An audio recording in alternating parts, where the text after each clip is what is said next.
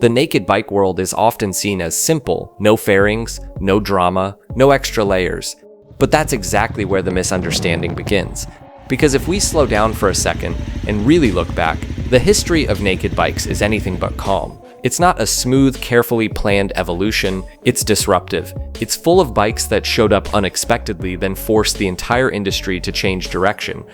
And almost every time, those big shifts didn't come from the most expensive or most high-tech machines, but from bikes that felt honest. Almost too honest. This is that story. Not a list of models, not nostalgia, but a series of revolutions that shaped the modern naked bike. The first revolution exploded in 1993 with the Ducati Monster M900. And here's the key part. This matters. The Monster was never meant to be a grand statement. It wasn't an ambitious flagship project. It was improvisation. A trellis frame borrowed from the 851, an engine from the 900 SS, a simple round headlight, and a fuel tank with, well, very natural lines. Almost plain. And somehow that was exactly the point. The Monster introduced an idea that sounded almost ridiculous at the time. Less is more. That a naked motorcycle could feel premium without fairings, without technical ornaments begging for attention. Just the engine, the frame, and proportion, and suddenly, the industry realized something. Honest mechanical beauty was deeply appealing. Its influence spread everywhere, from the SV650 to the Shiver, modern Moto Guzzi V7s, even small Asian naked bikes that didn't realize they were echoing the Monster's philosophy. The Monster wasn't just successful, it redefined what beautiful meant in motorcycling. Just 1 year later came the second revolution with a completely different tone, the 1994 Triumph Speed Triple. If the Monster spoke quietly, the Speed Triple stared you down. This wasn't just about performance, it was about attitude. The Speed Triple grew out of British Streetfighter culture where sport bikes had their fairings ripped off, beaten into shape, and sent back into city streets. Triumphs captured that energy and put it into production. From there, the rebellious aesthetic spread everywhere. Its twin round headlights, the iconic bug-eye look, gave naked bikes a face. For the first time, a naked bike looked angry before you even hit the starter. Naked bikes stopped being neutral, they developed a personality. Then Japan entered the scene, in a far more pragmatic way. In 1998, the Honda Hornet 600 arrived quietly, without drama. And that was its strength. The Hornet showed that a naked bike didn't need to be extreme or intimidating. It could be light, agile, beginner-friendly, and still rewarding when pushed. That sounds normal today, but back then, it was revolutionary. The Hornet transformed naked bikes from a niche curiosity into a mainstream choice, from something oddly cool into something genuinely practical for daily life. It sparked a whole ecosystem, the Fazer 600, the GSR 600, and later interpretations of everyday naked bikes, including the ER6N, and years down the road, the MT-07. The Hornet didn't change the world through aggression, it did it through balance. There's another revolution that often gets overlooked, and honestly, that's a mistake. The 1996 Suzuki Bandit 1200. At a time when naked bikes were seen as budget versions of sport bikes, the Bandit offered something completely different. Torque, a big engine, strong low-end pull, a comfortable riding position, and a price that made sense. The Bandit wasn't sexy, but it was brutally sensible. Without it, we might never have seen bikes like the XJR 1300, CB 1300, GSX 1400, or the idea of the big naked as everyday muscle. The Bandit changed how grown-up riders bought motorcycles, often without them even realizing it. As the early 2000s rolled in, the next shift happened almost quietly. The Yamaha FC1, Yamaha took a pure R1 superbike engine and dropped it into a more relaxed chassis. At first, it looked like a compromise, but without intending to, the FC1 planted the seed of the modern sport naked. From this point, the direction became clearer. With bikes like the early Tuono, the first Z1000, and the original KTM Super Duke, naked bikes were no longer sport bikes with missing fairings. They became performance platforms in their own right. And right here, that line started to blur.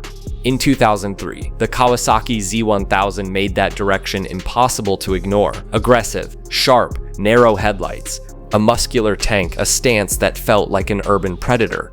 This was the moment Japan stopped playing it safe. The Z1000 proved that aggression wasn't exclusive to Europe. From here came the GSR 750, modern CB leader class nakeds, and the early MT series. Urban menace became part of the Japanese naked bike DNA. Then Italy flipped the table again. The Ducati Streetfighter 1098 in 2009, this wasn't a softened naked, it was a superbike with the chain taken off. The front end felt alive, the tail sat high, and the engine screamed without any filter. The Streetfighter erased the boundary between naked bikes and superbikes. After this, there was no going back. The Brutale newer 209s and the second generation Super Duke all followed that path. The naked bike world became wilder, more honest, and more dangerous. Then came 2014, a year that, without exaggeration, changed everything. On one side, Kawasaki introduced the Tsugomi design language with the Z1000 ultra-thin headlights, a forward jutting chin, and a stance that looked ready to strike. That philosophy spread quickly to the new CB1000R, the GSX S1000, the MT10, and the broader direction of modern leader-class Hornets. On the other side, and this was critical, Yamaha launched the MT-09, a CP3 triple engine, lightweight, aggressive pricing, and a wild personality. The MT-09 wasn't just successful, it became a template.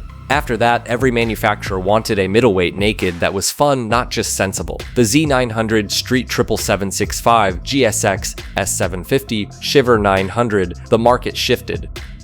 As we moved into the 2020s, Ducati once again drew a new line, this time with the Streetfighter V4, exposed winglets, razor-sharp DRLs that looked alive, and a V4 engine that, let's be honest, was almost too much for a naked bike. This wasn't about mechanical nakedness anymore. It was about technical boldness, and modern naked bikes followed. The 209-100 Super Duke R Evo, BMW M1000R, and the latest MT10 all carry superbike DNA straight onto the street. But there's another major shift that doesn't get talked about enough. Not a change in the bikes, but a change in the riders. The way people use naked bikes today is completely different from 20 years ago. Back then, naked bikes were often chosen out of limitation, because sport bikes were too extreme, or touring bikes too big. Today, naked bikes are chosen deliberately as a primary bike, as a daily ride, sometimes as the only bike in the garage. And that makes sense. A more relaxed riding position, accessible torque, better visibility in traffic. In the real world on imperfect roads, at realistic speeds, naked bikes often feel faster, more confidence-inspiring, and more enjoyable than pure sport bikes. There's a reason sport bike sales are declining in many countries while naked bikes remain strong, sometimes even growing. It's not because riders lost interest in performance, it's because they realized that performance on paper doesn't always match performance you can actually enjoy. Naked bikes deliver speed without punishing ergonomics. And maybe this is the uncomfortable truth. For many riders, modern naked bikes are the fastest machines they can truly use, while sport bikes often end up as garage art or collectibles. So where does the next revolution go? Will naked bikes keep getting more extreme, more powerful, more aggressive, or will there be a turning point?